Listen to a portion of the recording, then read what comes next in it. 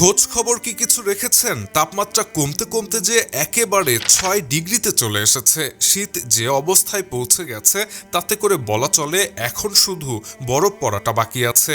সারা বাংলাদেশেই শীতের এমন তীব্রতা সাধারণ মানুষের জনজীবন একেবারে বিপর্যস্ত করে ফেলেছে। তীব্র শীতের কারণে জনজীবনে নেমে এসেছে ব্যাপক ভোগান্তি।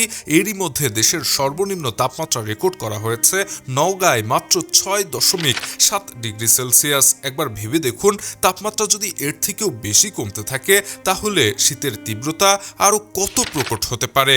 হঠাৎ করেই বরফ শীতল হয়ে গেছে নওগাঁ। মাত্র 24 ঘন্টার ব্যবধানে তাপমাত্রার পারদ ধপাস করে নেমে গেছে 4 ডিগ্রিরও বেশি।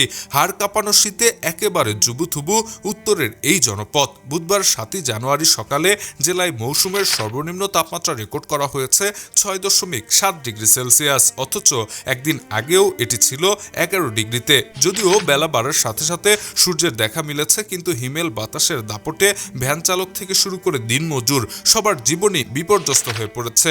সন্ধ্যা নামলেই মনে হচ্ছে মাঘের শীত যেন কামড় বসাচ্ছে শরীরে। তীব্র এই শীতে নওগাঁ সদর হাসপাতালে এখন ঠাঁই নেই অবস্থা। নিউমোনিয়া, ডায়রিয়া আর শ্বাসকষ্ট নিয়ে ভর্তি হয়েছে অন্তত 2 শতাধিক শিশু ও বয়স্ক রোগী। পরিস্থিতি সামাল দিতে প্রশাসন 66 লাখ টাকা ও 30,000 কম্বল বিতরণ শুরু করেছে। তবে আবহাওয়া অফিস দিচ্ছে আরও দুঃসংবাদ, আগামী সপ্তাহে তাপমাত্রা নামতে পারে আরও নিচে। তবে কি বড় ধরনের কোনো শৈত্যপ্রবাহের কবলে পড়তে যাচ্ছে নওগাঁবাসী সহ সারা বাংলাদেশ? এটাই এখন বড় প্রশ্ন। Shahriar Alam, EBD news.